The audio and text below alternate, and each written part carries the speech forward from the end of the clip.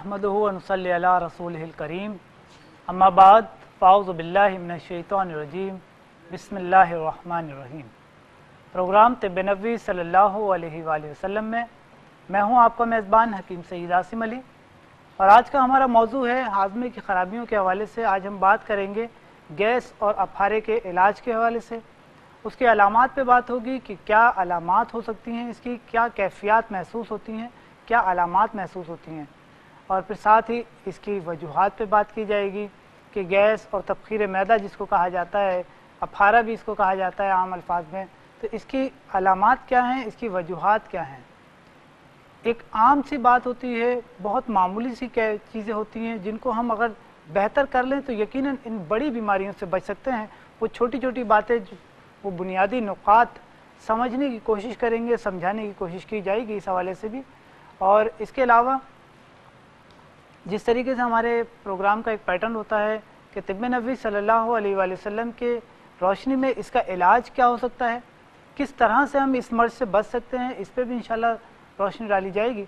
और साथ ही तिब्ब नबवी सल्लल्लाहु अलैहि वसल्लम की रोशनी में तरतीब दिया गया एक नुस्खा जो कि गैस, अफारा, बदहज़मी वगैरह को फ़ायदा करता है, वो भी अपने नाज़रीन की खिदमत में पेश करेंगे।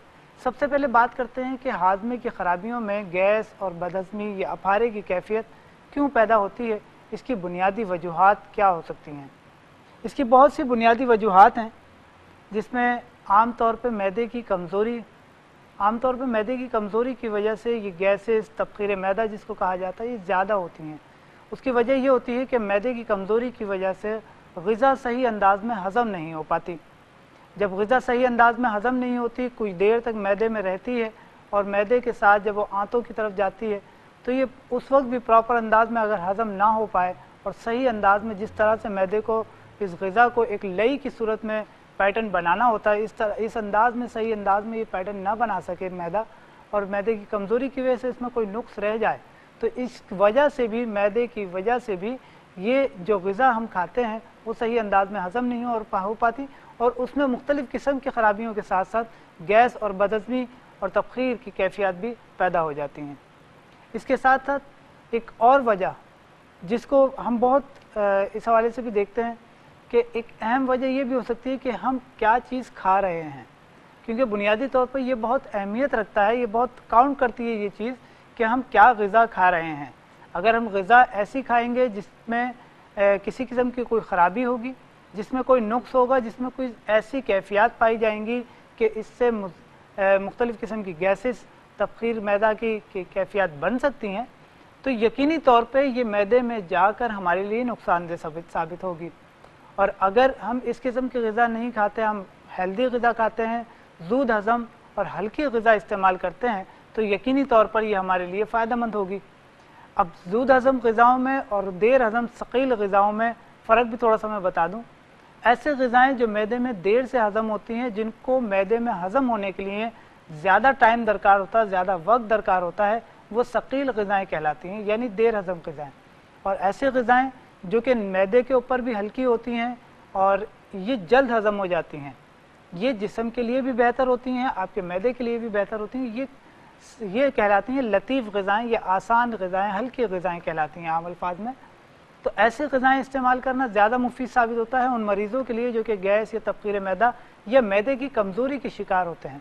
बाज़ औक़ात देखा गया है कि हमारे यहाँ दूध भी हज़म नहीं हो पाता बाज़ लोगों को, क्योंकि दूध जबकि अल्लाह की एक बड़ी नेमत है और आम तौर पर दूध इस्तेमाल करने वाले सेहतमंद रहते हैं, लेकिन बाज़ औक़ात ऐसा होता है, ऐसा देखा गया है कि बाज़ लोगों को दूध भी हज़म नहीं हो पाता। ये भी मैदे की कमज़ोरी का एक सबब होता है और इसकी वजह से मुख्तलिफ़ किस्म के मसाइल पैदा होते हैं। फिर उनके साथ इस पर इंशाल्लाह भी बात करेंगे।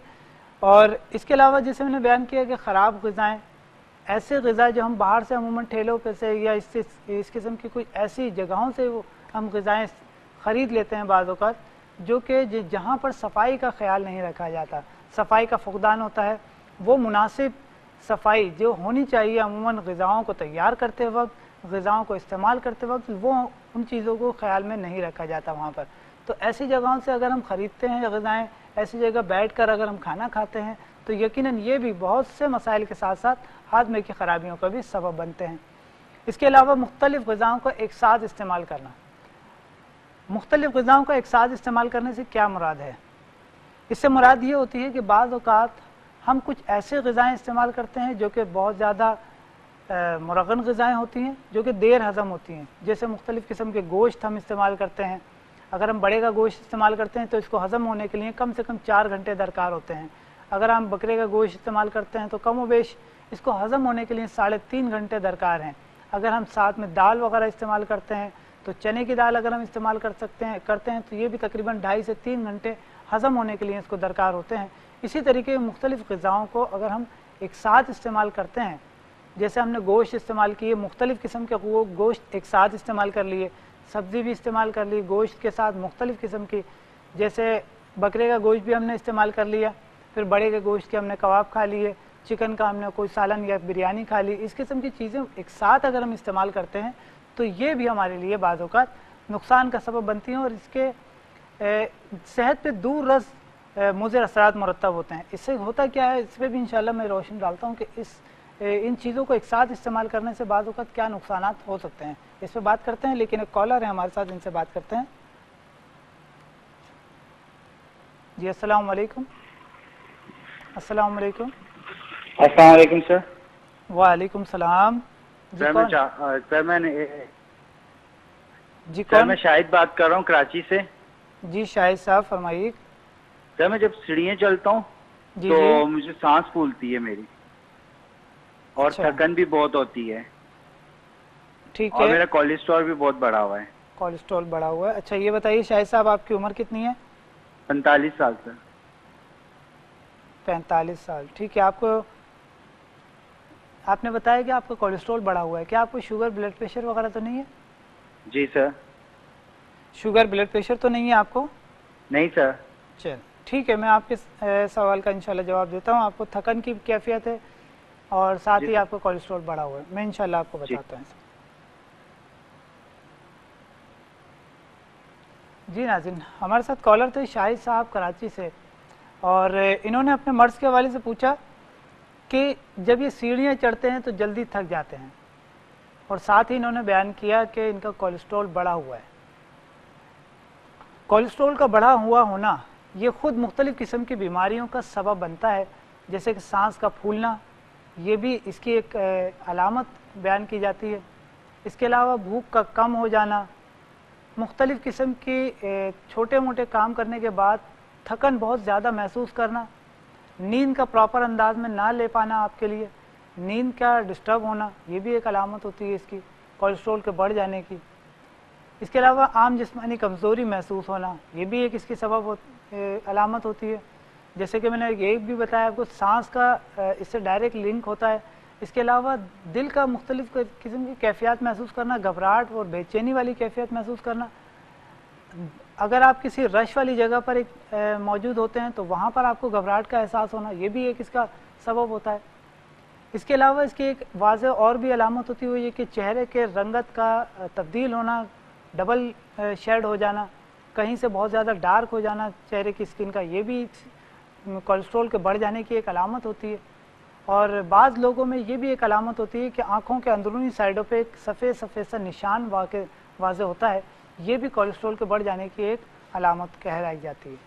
تو اس قسم کی اگر علامات واضح طور پر نظر آ رہی ہوں تو کوشش کیجئے کہ اپنے کولیسٹرول کو کنٹرول کرنے کے لیے کوئی ایسی دوا استعمال کیجئے جو کہ آپ کے لیے آسان ہو استعمال کرنا اور کسی قسم کے مضر اثرات سے پاک ہو، کیونکہ مختلف قسم کی اگر ہم جب میڈیسن استعمال کرتے ہیں تو اس میں بعض اوقات یہ بھی ہوتا ہے کہ ان میڈیسنز کے ایسے سائیڈ ایفیکٹ ہوتے ہیں جو کہ پھر ہمیں بعض اوقات جس مرض کے لیے استعمال کر رہے ہوتے ہیں اس سے تو ہمیں ہماری جان چھوٹ جاتی ہے، لیکن اس کے بعد پھر مختلف قسم کی دیگر بیماریاں ہمارے لیے باعث پریشانی ہوتی ہیں۔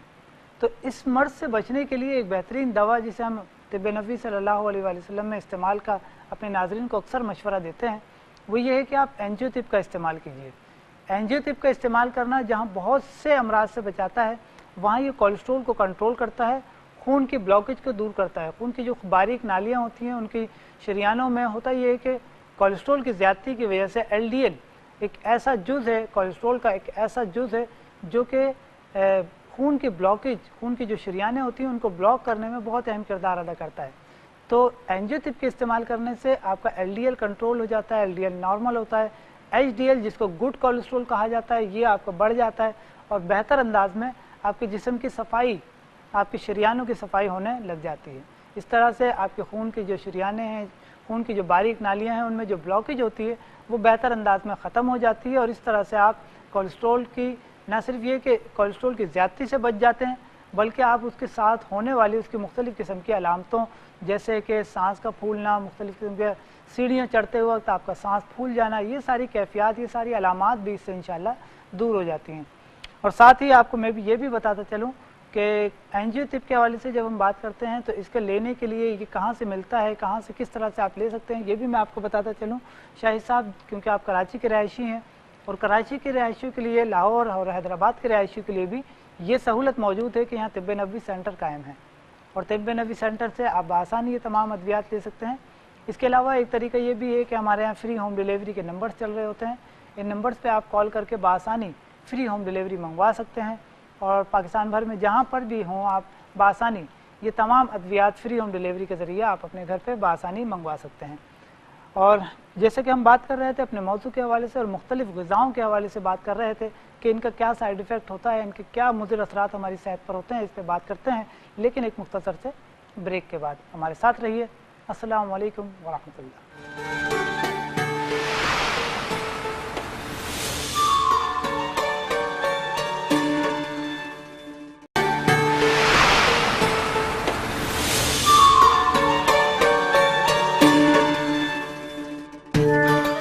Welcome back.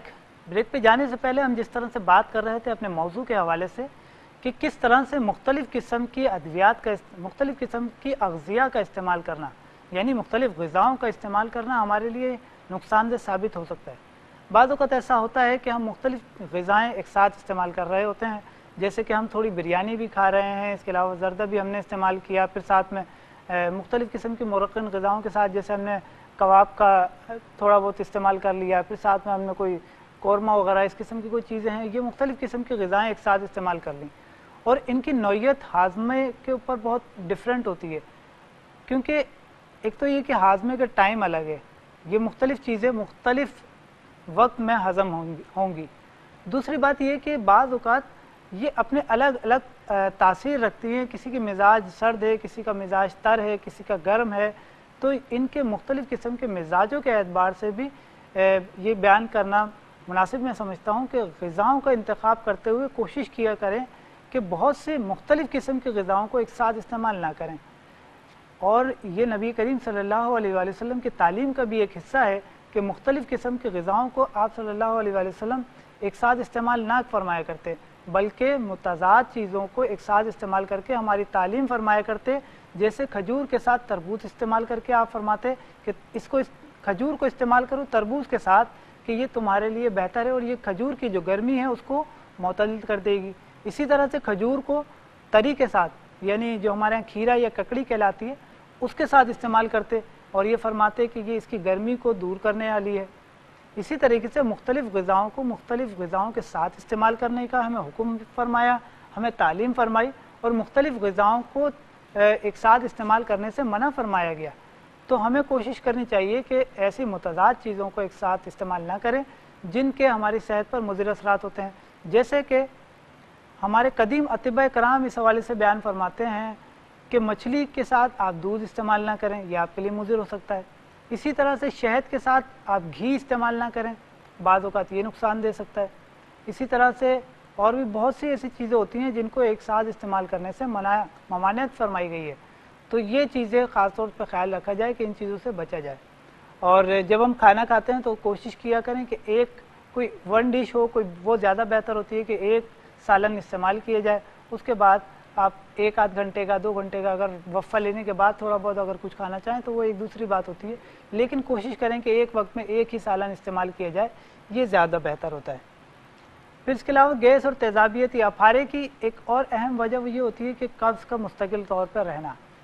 कब्ज़ रहने की वजह से होता ये है कि आंतों की हरकत मुतासिर होती हैं, आंतों का फ़ेल मुतासिर होता है, यानी उसके काम करने की जो सलाहियत होती है वो मुतासिर हो जाती है। जो प्रॉपर अंदाज में, जिस अंदाज में आपकी आंतें आपके हाज़मे के फ़ेल को अहम अंजाम दे रही होती हैं, क्योंकि हम तो ये समझते हैं कि हमारा मैदा जो है अगर जितना मजबूत होगा تو ہمارا ہاضمہ مضبوط ہوگا، بلکہ ہمارے ہاضمے کے لیے جتنا ضروری آپ کا معدے کا ہونا ضروری ہے اتنا ہی، بلکہ اس سے بھی زیادہ میں سمجھتا ہوں کہ اس سے زیادہ ضروری آپ کے لیے آپ کے آنتوں کا درست انداز میں کام کرنا ضروری ہے۔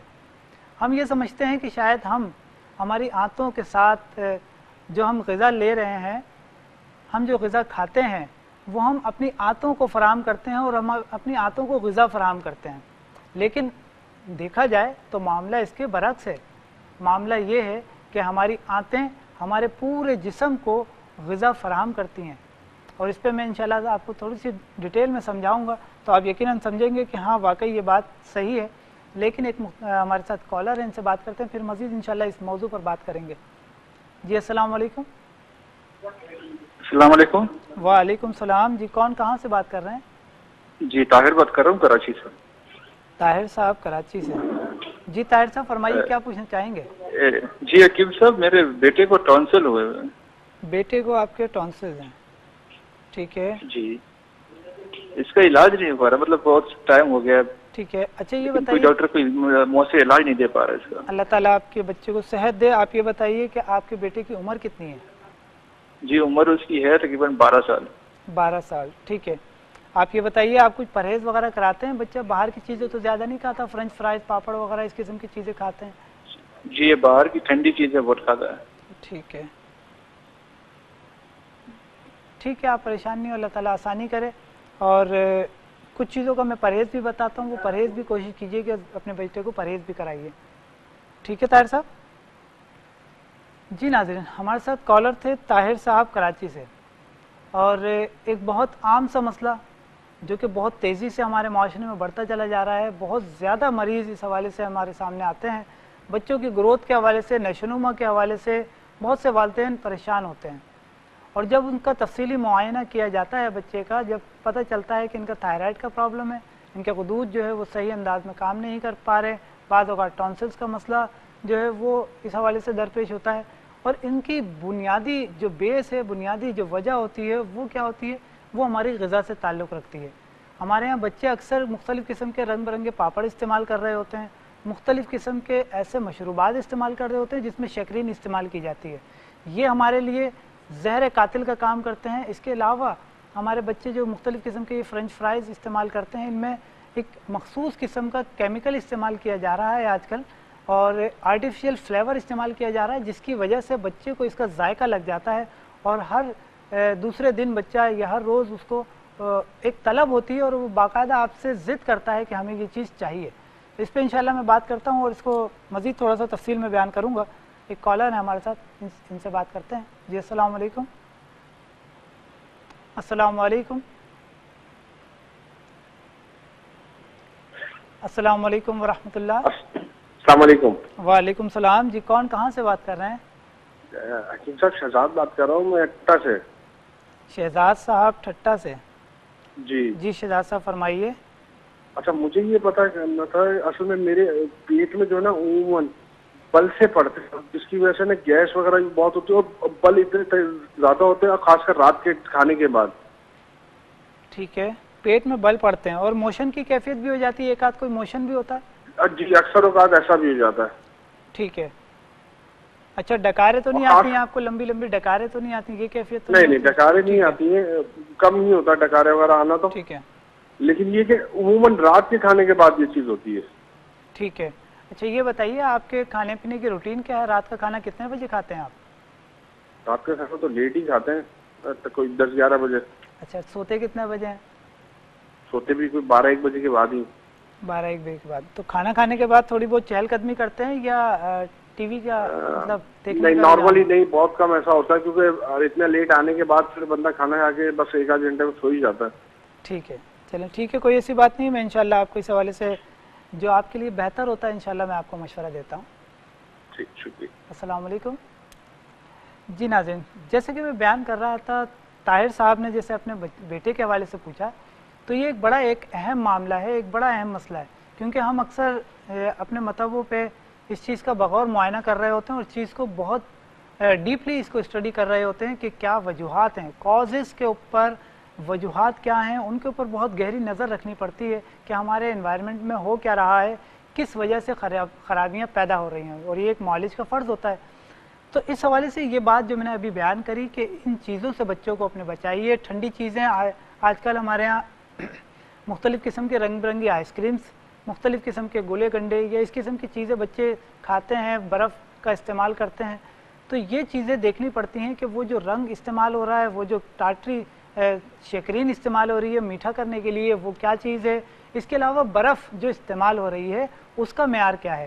اب ہم تو اس کو ٹھنڈا پانی سمجھ کے استعمال کر رہے ہیں، ہمارے بچے اس کو مطلب ایک مشروب کے طور پہ استعمال کر رہے ہیں، اس کو ایک ذائقے کے لیے استعمال کر رہے ہیں، گولا گنڈا استعمال کر رہے ہیں یا آئس کریم استعمال کر رہے ہیں۔ لیکن بیہائنڈ دا سین یعنی اس ساری چیزوں کے پیچھے اصل معاملہ ہے کیا، کہ کیا ان صفائی ستھرائی کا، ان بنیادی اصولوں کا خیال رکھا گیا ہے یا نہیں کہ جو ہمارے لیے ضروری تھے۔ تو اس چیز کا بہت اہم کردار ہوتا ہے ہماری صحت میں اور ہمارے بچوں کی صحت میں۔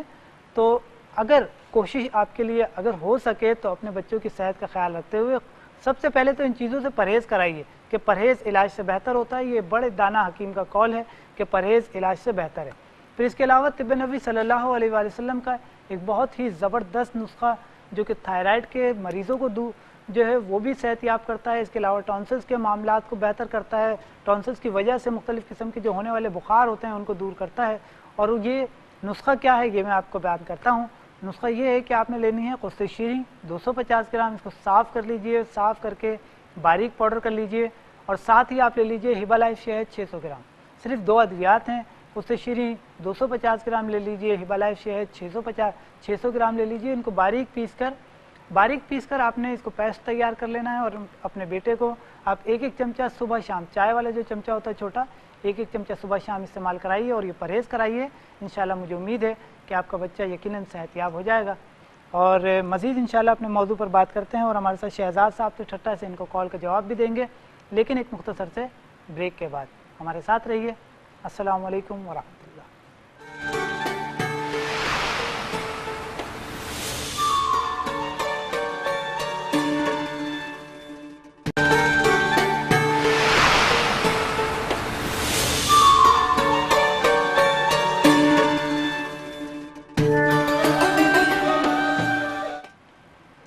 Welcome back.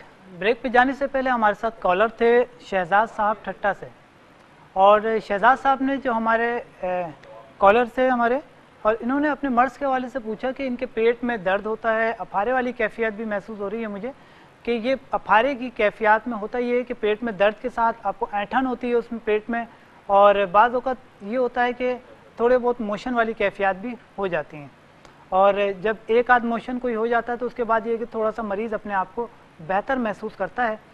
تو اس کی وجوہات کیا ہوتی ہیں اس پہ تھوڑا سا ڈسکس کرتے ہیں، کہ جیسے کہ شہزاد صاحب سے میں نے کچھ چند سوالات پوچھے کہ آپ رات کا کھانا کتنے بجے کھاتے ہیں، تو انہوں نے بیان کیا کہ تقریباً 10-11 بجے، اور سونے کا جو انہوں نے ٹائم بتایا کہ بس کھانا کھایا، کھانا کے بعد تھوڑی دیر وہیں بیٹھے رہے، تھوڑا سا ٹی وی وغیرہ دیکھ لیا، اس کے بعد کیا ہوا کہ کھانا کھانے کے فوراً بعد جو ہے وہ سو گئے۔ اور یہ کیفیات جو ہوتی ہیں یہ بڑی اہم وجہ ہوتی ہے اس مرض کے لیے، کہ جب آپ کھانا کھا کے فوراً کھانا کھاتے ہیں، کھانا کھانے کے بعد لیٹ جاتے ہیں، سو جاتے ہیں، کیونکہ ظاہر دن بھر کا انسان تھکا ہوا ہوتا ہے، جب اس تھکن کی وجہ سے اور بعض اوقات کام کی نوعیت ایسی ہوتی ہے کہ بہت زیادہ وزنی کام ہوتا ہے، بہت زیادہ بھاری کام ہوتا ہے، دن بھر کی تھکان ہوتی ہے، تو اس کے بعد کھانا کھا کے انسان جو ہے وہ سو جاتا ہے جلدی۔ تو یہ جو سو جانا ہوتا ہے بعض اوقات، یہ آپ کے اگر آپ نے بہت زیادہ ہیوی کھانا کھایا ہے تو یہ آپ کو زیادہ پریشان کرے گا۔ اگر آپ ہلکا پھلکا کھانا کھا کے اگر سو جاتے ہیں تو اتنا زیادہ نقصان نہیں ہوتا بعض اوقات ہلکا کھانا کھا کے سو جانا۔ لیکن ہمارے ہاں رات کا کھانا عموماً ایسا ہوتا ہے کہ کچھ مرغن غذائیں کھائی جاتی ہیں، بہت تھوڑا سا ہیوی کھانا کھایا جاتا ہے، بنسبت اس کے کہ دوپہر کے وقت میں یا صبح کے وقت میں دیکھا یہ گیا ہے کہ ہمارے ہاں رات کا کھانا تو زیادہ بھرپور انداز میں اس کو کھایا جاتا ہے، کیونکہ صبح کا ناشتہ ہمارے یہاں روٹین ایسی ہے کہ صبح کا ناشتہ جو ہے وہ کیا نہ کیا، بعض لوگ نہیں بھی کرتے، بعض لوگ صرف چائے پی لیتے ہیں اور آفس پہنچ کے تھوڑا بہت بسکٹ وغیرہ کھا لیتے ہیں، کچھ کی یہ روٹین ہے، کچھ کی روٹین ایسی ہوتی ہے کہ وہ صبح کا ناشتہ بالکل ہی اسکپ کر دیتے ہیں، نہیں کھاتے، اور بعض لوگ یہ ہوتا ہے کہ دن میں جو ہے وہ دوپہر کا کھانا بھی کبھی گھر سے لے کر گئے ہیں تو ٹھیک ہے، نہیں لے کر گئے تو باہر کا کھانا یا ہوٹل کا کھانا بعض اوقات نہیں کھاتے لوگ، تو وہ بھی بعض اوقات پراپر انداز میں نہیں کھایا جاتا ہے۔ رات کے کھانے کا خاص طور پہ اہتمام کیا جاتا ہے، اور خاص طور پر رات کے کھانے میں کچھ مرکن غذائیں، کچھ ایسی غذائیں شامل کی جاتی ہیں جو تھوڑی سی ٹھوس ہوتی ہیں، تھوڑی سی زیادہ ہیوی ہوتی ہیں. اور یہ ہیوی کھانا کھانے کے بعد، یہ تھوڑا سا زیادہ کھانا کھانے کے بعد ہوتا کیا ہے کہ جب آپ سو جاتے ہیں، آرام کرتے ہیں، تو یہ وقتی طور پہ تھوڑا سا تو آپ کو غلبہ ہوتا ہے نیند کا، لیکن یہ نیند کا غلبہ آپ کے لیے بعض اوقات نقصان، یہ پریشانی کا باعث بن جاتا ہے. ہوتا کیا ہے کہ ہاضمہ آپ کو پراپر انداز میں نہیں ہو پاتا، بدہضمی کی کیفیت ہوتی ہے، اور گیس جو ہے وہ بنتی ہے آپ کے معدے میں، اور آنتوں میں گیس بننا شروع ہوتی ہے. تو یہ پھر مختلف قسم کی درد کی کیفیت پیدا کرتی ہے، اور یہ درد جو ہے وہ آپ کے بے چین کر دیتا ہے، پھر آنکھ کھل جاتی ہے مریض کی. اور یہ کیفیات جب تک جاری رہتی ہیں جب تک یہ گیسز جو ہے یا تو خارج نہ ہو جائیں، یا کوئی موشن والی کوئی کیفیات ہو جائیں تو تھوڑی بہت، تو اس سے تھوڑی سی سکون انسان محسوس کرتا ہے. یا پھر یہ کہ تھوڑی لمبی کچھ ڈکاریں آ جائیں، اس سے گیس خارج ہو جائے، تو یہ پھر تھوڑا سا انسان سکون محسوس کرتا ہے. تو یہ ساری کیفیات آپ اپنے معمول کو تھوڑا سا بہتر کریں، اور کھانا کھانے کے بعد چہل قدمی کی عادت کو اپنائیے. اور ساتھ ہی جو نسخہ آج کے موضوع کا حوالے سے ہے، یہ نسخہ جو ابھی تھوڑی دیر میں انشاءاللہ ہم آپ کے لیے پیش کریں گے، اس نسخے کو بنا کر استعمال کیجیے، اور مجھے امید ہے کہ آپ کا یہ مسئلہ بہتر ہو جائے گا.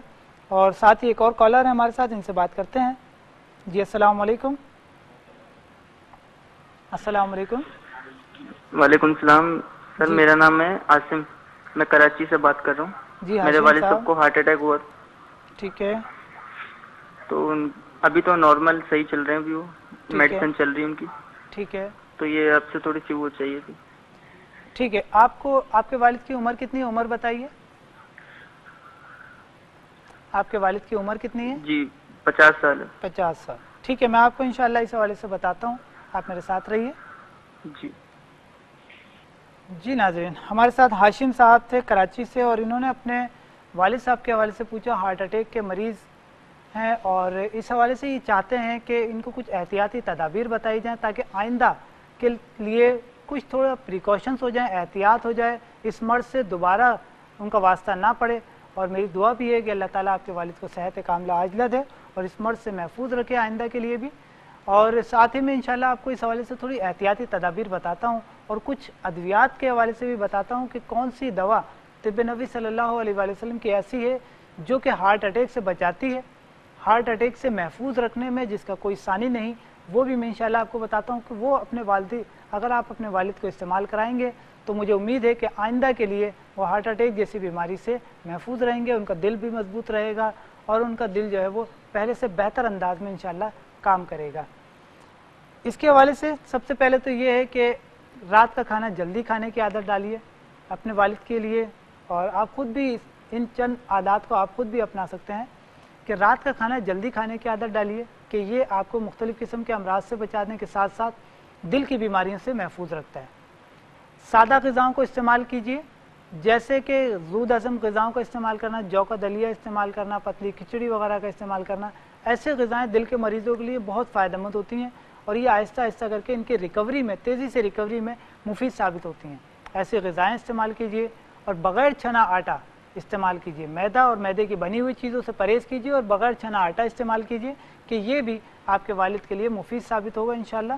اور ساتھ ہی اجوا کا استعمال شامل کیجیے اپنی زندگی میں. اپنے والد کے لیے 1 چمچہ اجوا بلیسنگ استعمال کرائیے صبح نہار منہ، اور 1 چمچہ شام 5 بجے یا 6 بجے کے قریب استعمال کرائیے. نبی کریم صلی اللہ علیہ وآلہ وسلم نے اس حوالے سے اجوا کے کھجور کے حوالے سے بیان کیا، جس کو حضرت عائشہ صدیقہ رضی اللہ تعالیٰ عنہ بیان کرتی ہیں. اس کا مفہوم یہ ہے کہ یہ اجوا جنت سے ہے، اور اس میں ہر بیماری سے شفا ہے. تو اس کو استعمال کرنا جہاں بہت سی بیماریوں سے نجات دلاتا ہے، وہیں یہ دل کی بیماریوں سے بھی محفوظ رکھتا ہے. دل کی مختلف قسم کی تکالیف کو دور کرنے کے لیے یہ بہت معاون ثابت ہوا ہے. اور نبی کریم صلی اللہ علیہ وآلہ وسلم نے اجوا اور اجوا کھجور کی گٹھلی کو ایک ساتھ استعمال کر کے دل کی بیماریوں کا علاج ہمیں بیان کیا ہے، ہمیں بتایا ہے، ہمیں ہماری تعلیم فرمائی ہے اس حوالے سے. تو اگر آپ اجوا بلیسنگ کا 1 چمچہ صبح شام استعمال کرائیں گے تو مجھے امید ہے کہ آپ کے والد انشاءاللہ صحت مند رہیں گے اور آئندہ اس موذی مرض سے محفوظ رہیں گے. اور ہم بات کر رہے تھے اپنے موضوع کے حوالے سے، جس طریقے سے ہم بیان کر رہے تھے کہ مختلف قسم کے وجوہات کے حوالے سے، اور ایک وجہ جیسے میں نے بیان کی کہ قبض کا ہونا، قبض کے ساتھ ساتھ آنتوں کے افعال کی بے ترتیبی، یہ بڑی اہمیت رکھتا ہے اس حوالے سے کہ اگر آپ کی آنتیں درست انداز میں کام کر رہی ہیں اور غذا کو جزء بدن بنا کر آپ کے جسم کو غذا فراہم کر رہی ہیں تو یہ بہت اچھی بات ہے. آپ صحت مند رہتے ہیں، تندرست اور توانا رہتے ہیں. اور اگر آپ کی آنتیں صحیح انداز میں کام نہیں کر پا رہی تو اس کا مطلب کیا ہوتا ہے کہ آپ کی آنتیں فضلات بھی زیادہ بناتی ہیں، آپ کے جسم میں فضلات کی پیداوار زیادہ بڑھ جاتی ہے، آپ کو جوڑوں کی درد کی تکالیف مختلف قسم کی بڑھ جاتی ہیں۔ بعض اوقات ایسا ہوتا ہے کہ مختلف قسم کی بیماریوں کے ساتھ ساتھ آپ کو بلڈ پریشر ہائی رہنے لگ جاتا ہے، آپ کے سر بھاری رہنے لگتا ہے۔ یہ ساری کیفیات بھی آپ کے آنتوں کی خرابیوں کی وجہ سے ہوتا ہے، جس کی وجہ سے ہوتا ہے یہ ہے کہ آپ کو گیسز زیادہ بنتی ہیں۔ جب جسم میں گیس یا تبخیر اپھارے کی کیفیت زیادہ ہوتی ہے تو اس کی علامات کیا ہوتی ہیں؟ اس کی علامات میں یہی کیفیات ہوتی ہیں کہ آپ کو ایک تو یہ کہ بے چینی کی کیفیت محسوس ہوتی ہے۔ بے چینی کی کیفیت میں کیا ہوتا ہے کہ آپ کو سینے پہ بوجھ محسوس ہوتا ہے، آپ کو گھبراہٹ والی کیفیت محسوس ہوتی ہے، اور آپ کو ایسا لگتا ہے کہ دم جو ہے وہ گھٹ رہا ہے، کوئی ٹھنڈی ہوا یا تازی ہوا کی آپ کو کیفیت محسوس ہوتی ہے کہ کوئی مجھے ٹھنڈی ہوا آ جائے یا تازی ہوا آ جائے۔ تو یہ ساری کیفیات بعض اوقات گیسز کی وجہ سے، گیسز کی زیادتی کی وجہ سے ہوتی ہیں اور ہاضمے کی خرابی کی وجہ سے بھی ہوتی ہیں۔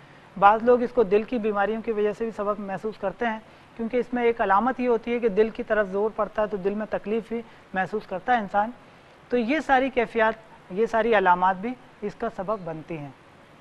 اور ساتھ ہی ان کی علامات میں یہ بھی ہوتا ہے کہ کھٹی ڈکاریں بھی آتی ہیں، سر بھاری رہتا ہے، سر میں درد اور مختلف قسم کے جسم میں درد کا بھی رہتے ہیں، اور جو ریائی درد ہوتے ہیں یعنی ایسے درد جو کہ جسم میں گیسز کی وجہ سے بنتے ہیں، گیسز کی زیادتی کی وجہ سے بنتے ہیں، ان دردوں کی ایک اہم علامت یہ ہے، ایک پہچان یہ ہے کہ یہ درد ٹریولنگ کرتا ہے جسم میں، کبھی آپ کو یہاں درد ہو رہا تھا، پھر یہاں ہو جائے گا، پھر آگے پیچھے، یہ درد جو ہے وہ گھومتا رہتا ہے۔ اس کو ریائی درد کہا جاتا ہے طب کی زبان میں، یعنی گیسز کی وجہ سے ہونے والا درد۔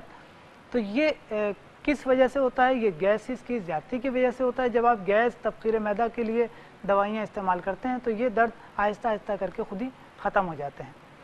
اب اس کے علاج کی طرف توجہ دیتے ہیں کہ اس کے علاج کے حوالے سے کیا علامات بیان کی گئی ہیں، کیا وجوہات بیان کی گئی ہیں اور کیا اس کے علاج ہم کر سکتے ہیں، اس پہ ہم بات کرتے ہیں انشاءاللہ۔ لیکن کیونکہ وقت ہوا چاہتا ہے ایک مختصر سے بریک کا، ہمارے ساتھ رہیے۔ السلام علیکم ورحمۃ اللہ۔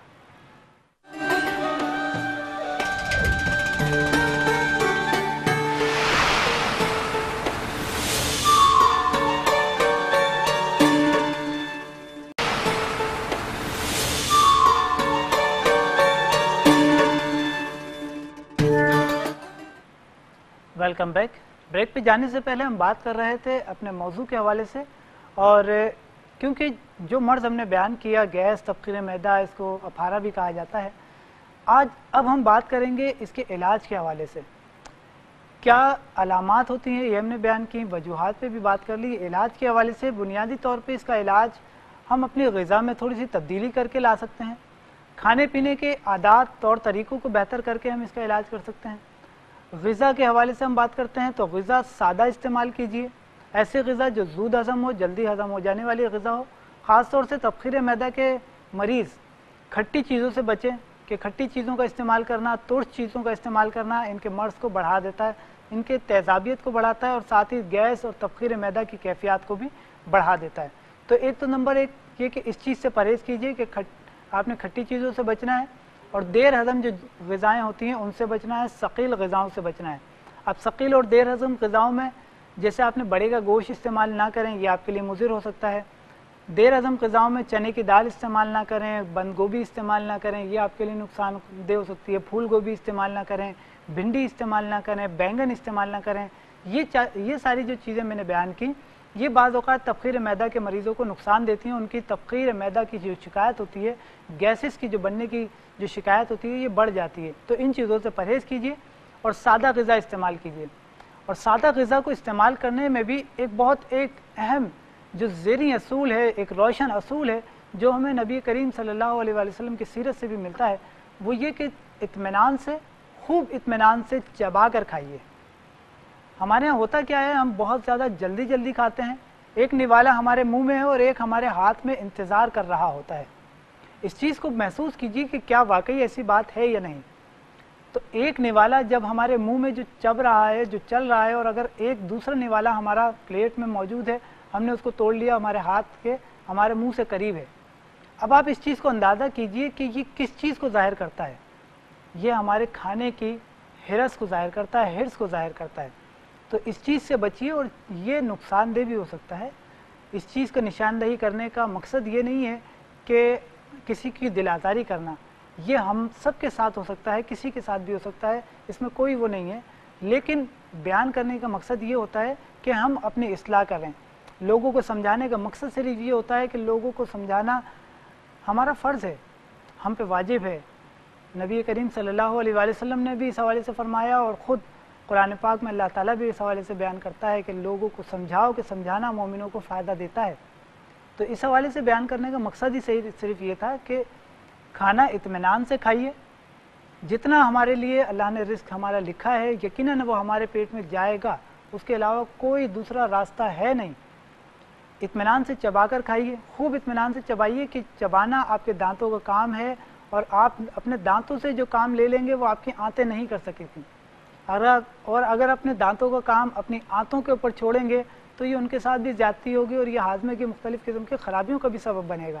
تو اس چیز کو سمجھیے. اپنے بچوں کو بھی اس بات کے حوالے سے اس حوالے سے تھوڑی سی تعلیم دینے کی ضرورت ہوتی ہے.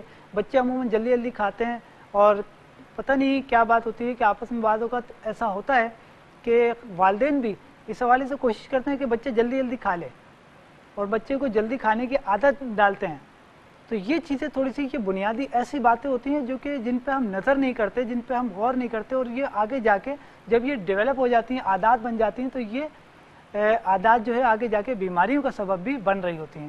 تو اس چیز پہ بھی غور کیجیے کہ اطمینان سے چبا کر کھائیے. جب ایک لقمہ ایک نوالا آپ کم سے کم 30 مرتبہ کم از کم, ویسے اطباء کرام اس حوالے سے بیان کرتے ہیں کہ کم سے کم 25 سے 30 مرتبہ اس کو اطمینان سے چبایا جائے, پھر آپ دوسرا لقمہ لیجئے. کھانا کھانے کے بعد پانی پینے سے پرہیز کیجیے. کھانا کھانے کے بعد پانی پینا آپ کے ہاضمے کے عمل کو متاثر کرتا ہے. اس سے پرہیز کیجیے کہ یہ آپ کے لیے نقصان دہ ثابت ہو سکتا ہے. اور اس پہ مزید انشاءاللہ بات کرتے ہیں. ایک کالر ہے ہمارے ساتھ, پھر ان سے بات کرتے ہیں. جی السلام علیکم. السلام علیکم. وعلیکم السلام. وعلیکم السلام. حکیم صاحب جی بات کر رہے ہیں؟ جی کون؟ جی میں عتیق بات کر رہا ہوں کراچی سے. جی عتیق صاحب فرمائیے, کیا پوچھنا چاہ رہے ہیں؟ میرا ایک سوال تھا کہ مجھے بھوک نہیں لگتی ہے, اور جو کھاتا ہوں نا میں وہ مجھے لگتا نہیں ہے. ٹھیک ہے. آپ کی عمر کتنی ہے عتیق؟ میری 26 سال. اور بہت کمزوری میرے کو محسوس ہوتی ہے. بھوک نہیں لگتی, کمزوری زیادہ محسوس ہوتی ہے, جسمانی کمزوری بھی ہے, وزن بھی کم ہے, یہی بتانا چاہ رہے ہیں آپ؟ جی. ٹھیک ہے, آپ میرے ساتھ رہیے, انشاءاللہ میں آپ کو اس حوالے سے بتاتا ہوں. شکریہ. السلام علیکم. جی ناظرین, جیسے کہ ہم بات کر رہے تھے اپنے موضوع کے حوالے سے, اور ہمارے ساتھ ایک کالر تھے عتیق صاحب کراچی سے. انہوں نے جو بیان کیا کہ بھوک نہیں لگتی, کمزوری بہت زیادہ ہے, یہ ساری کیفیات ہیں. تو بعض اوقات اس کا ایک اہم سبب یہ ہوتا ہے کہ آپ کا ہاضمہ خراب ہوتا ہے. آپ کے جگر کی خرابی کی وجہ سے, آپ کے ہاضمے کی خرابی کی وجہ سے آپ کو کمزوری واقع ہو جاتی ہے. جو غذا ہم کھاتے ہیں وہ صحیح انداز میں جزء بدن نہیں بن پاتی. جب غذا آپ کی جزء بدن نہیں بن پاتی تو جیسے میں نے بیان کیا کہ اصل میں ہم اپنے آنتوں کو غذا فراہم نہیں کرتے, بلکہ ہماری آنتیں ہمارے پورے جسم کو غذا فراہم کرتی ہیں. جو ہم غذا کھاتے ہیں اس غذا میں سے غذا کے اجزاء کو علیحدہ کرنا اور غذا کے اجزاء کو ایکسٹریکٹ کر کے یعنی جبس کر کے ہمارے جسم کو فراہم کرنا, یہ ہماری آنتوں کا کام ہے. تو اب اس سے آپ کو اندازہ بھی ہوا ہوگا کہ واقعی ہماری آنتیں ہمارے جسم کو غذا فراہم کرتی ہیں. تو اس حوالے سے اگر بعض لوگوں کا معدہ خراب ہوتا ہے, ہاضمے کا نظام خراب ہوتا ہے, تو ان میں یہ بات دیکھی جاتی ہے کہ ایک تو بھوک صحیح نہیں لگتی, ہاضمہ کمزور ہوتا ہے, پھر اس کے علاوہ ان کو غذا جو ہے وہ صحیح انداز میں جزء بدن نہیں بنتی, ان کا جسم کمزور رہتا ہے, جسمانی طور پہ کمزوری کا شکار رہتے ہیں اور مستقل طور پہ کمزوری کا شکار رہتے ہیں. تو جو نسخہ طب نبوی صلی اللہ علیہ وآلہ وسلم کی روشنی میں گیس اور بدہضمی کے حوالے سے بیان کیا گیا ہے, یہ نسخہ آپ استعمال کیجئے. عتیق صاحب, اس نسخے کے استعمال کرنے سے بھی یقینی طور پہ آپ کے بہت سی چیزوں میں بہتری آئے گی. آپ کو اس نسخے کے استعمال کرنے سے بھوک بھی بہتر ہوگی, ساتھ ہی آپ کا نظام ہاضمہ بہتر ہوگا. جب آپ کا نظام ہاضمہ بہتر ہوگا تو یقینی طور پہ آپ کے غذا جزء بدن بنے گی اور آپ بہتر انداز میں اپنی زندگی کو گزار سکیں گے. آپ بہتر انداز میں آپ محسوس کر سکیں گے اپنی جسمانی کمزوری کو دور ہوتا ہوا اور اپنے جسم کو صحت مند ہوتا ہوا. تو جو نسخہ اس حوالے سے ترتیب دیا گیا ہے, میں چاہوں گا کہ اپنے ناظرین کی خدمت میں وہ نسخہ پیش کریں تاکہ گیس, بدہضمی اور اسی حوالے سے جو مریض گیس اپارے کے حوالے سے پریشان ہیں وہ اس نسخے کو استعمال کریں اور ساتھ ہی اس کے فوائد حاصل کریں. اس نسخے کے اجزاء میں ہڑ خرد سے مراد چھوٹی ہڑ ہوتی ہے. چھوٹی ہڑ آپ نے لینی ہے 10 گرام, سوئے کے بیج 50 گرام, سونف 50 گرام اور کلونجی 50 گرام. کل 4 ادویات ہیں. ان تمام ادویات کو باریک پیس لیں اور باریک پیس کر آدھا آدھا چمچہ صبح شام استعمال کیجیے۔ اس کے استعمال کرنے سے انشاءاللہ آپ دیکھیں گے کہ آہستہ آہستہ آپ کا نظام ہاضمہ بہتر ہو جائے گا، اور نظام ہاضمہ بہتر ہونے کے ساتھ ہی آپ کافی حد تک اپنے معاملات کو بھی بہتری محسوس کریں گے۔ نہ صرف یہ کہ ہاضمے میں بہتری آئے گی بلکہ آپ کی عام جسمانی کمزوری میں بھی اس حوالے سے بہتری آئے گی۔ اور اس نسخے کے اجزاء میں جیسے بیان کیا گیا تو کلونجی کو بیان کیا گیا۔ کلونجی کے حوالے سے بھی ذکر کرتا چلوں کہ کلونجی ایک ایسی دوا ہے جس کو نبی کریم صلی اللہ علیہ وآلہ وسلم نے موت کے سوا ہر مرض سے شفا قرار دیا گیا ہے، اور اس کے حوالے سے نبی کریم صلی اللہ علیہ وآلہ وسلم کا ارشاد گرامی ہے کہ آپ صلی اللہ علیہ وآلہ وسلم نے فرمایا، جس کو حضرت ابو ہریرہ رضی اللہ تعالیٰ عنہ روایت کرتے ہیں، قال رسول اللہ صلی اللہ علیہ وآلہ وسلم یقول فی حبۃ السوداء شفاء من کل داء الی السام والسام الموت والحبۃ السوداء الشونیز۔ صحیح بخاری حدیث نمبر 121۔ اس حوالے سے جب بیان کیا جاتا ہے اس کا مقصد کیا ہے؟ اس کا مقصد یہ ہے کہ اس حدیث کا مفہوم یہ ہے، اس کا خلاصہ یہ ہے کہ اس سیاہ دانے کو اپنے اوپر لازم کر لو۔ اس سیاہ دانے میں موت کے سوا ہر مرض سے شفا ہے، اور موت کے حوالے سے سام سے حوالے سے بیان کیا گیا کہ سام کیا ہے، موت ہے، اور سیاہ دانہ کیا ہے، شونیز یعنی کلونجی ہے۔ تو کلونجی کو استعمال کرنا جہاں بہت سے فوائد رکھتا ہے، وہیں شونیز یعنی کلونجی کا استعمال کرنا ہمارے ہاضمے کے مسائل کو بھی بہتر انداز میں دور کرتا ہے، گیس، بدہضمی اور اپھارہ کو بھی دور کرتا ہے، اور ساتھ ہی مختلف قسم کی بیماریوں کو دور کرنے کے لیے، مختلف قسم کی پریشانیوں سے دور رہنے کے لیے، جہاں مختلف امراض سے بچاؤ کے لیے ہم پریکاشنز بتاتے ہیں، احتیاطی تدابیر بتاتے ہیں، وہیں ایک عام اور بہت تیزی سے بڑھتا ہوا مرض جس کو ہم کہتے ہیں کہ کولیسٹرول اور موٹاپا، اس کے حوالے سے جسے ہم اکثر بیان کرتے ہیں کہ موٹاپے کو دور کرنے کے لیے اور کولیسٹرول کو دور کرنے کے لیے، کولیسٹرول کو کنٹرول کرنے کے لیے، کیونکہ کولیسٹرول کو کنٹرول کرنا انتہائی ضروری ہوتا ہے۔ کولیسٹرول ہمارے جسم کا ایک جزء اعظم ہے، ایک بہت اہم جز ہے، اور اس کے بغیر ہمارے جسم میں بہت سی خرابیاں پیدا ہوتی ہیں، لیکن اس کو کنٹرول کرنا ضروری ہے۔ تو اس کو کنٹرول کرنے کے لیے جیسے کہ میں بیان کرتا ہوں کہ ہمارے ہاں 45 سال سے زیادہ کے جو عمر کے لوگ ہیں ان کو کم از کم ہر 3 ماہ کے بعد ایک کورس 1 ماہ کا اینجیو ٹیپ کا ضرور استعمال کرنا چاہیے، کہ یہ احتیاطی طور پر آپ کے جسم کو ری بلڈ کرتا ہے، آپ کے جسم کو ریفریش کرتا ہے، اور آپ کے خون کے شریانوں میں جمی ہوئی چکنائی کو دور کرتا ہے، اور بہت سی بیماریوں سے دور رکھتا ہے۔ اور اسی دعا کے ساتھ کہ اللہ تعالیٰ ہم سب کو اپنے حفظ و امان میں رکھے، اللہ تعالیٰ ہم سب کو ڈھیروں خوشیاں دیکھنا نصیب کرے، اور ہمارے بڑوں کو سایہ ہمارے سروں پر تادیر قائم رکھے۔ اپنے میزبان حکیم سید عاصم علی کو اجازت دیجیے، آئندہ کسی نئے موضوع کے ساتھ انشاءاللہ حاضر خدمت ہوں گے۔ جب تک کے لیے السلام علیکم ورحمۃ اللہ۔